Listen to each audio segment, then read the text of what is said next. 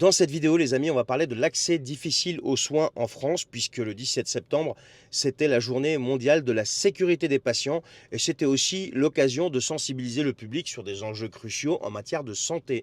Et je prends mes sources dans Statista. Statista, c'est un site qui est sérieux, duquel tout le monde se sert pour prendre ses sources, puisque ce sont des sources fiables.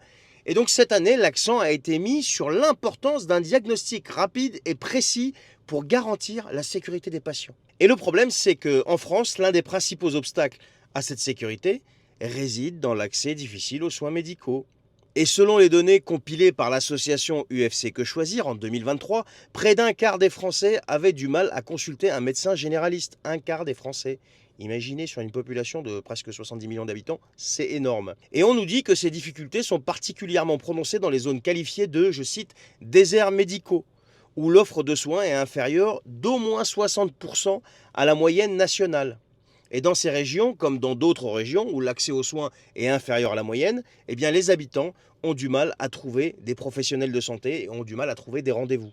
Et le problème est encore plus grave pour certaines spécialités. Par exemple, plus de 45% des enfants de moins de 10 ans vivaient dans des communes où l'accès à un pédiatre était insuffisant, voire inexistant. Ce qui montre quand même une grande disparité au niveau territorial en matière de soins en France, ce qui est quand même assez grave. Mais attendez, si mes souvenirs sont bons, il n'y en a pas un qui habite rue du Faubourg Saint-Honoré et qui nous avait expliqué, qu'il avait même promis il n'y a pas très longtemps là, que tout ce problème-là allait être réglé, qu'il allait régler le problème des déserts médicaux, le problème des urgences, etc. etc. Non, je sais pas. Mais bon, on a bien compris qu'avec lui, tout ce qu'il disait, fallait comprendre vraiment l'inverse. Mais bon, ça c'est encore une autre histoire.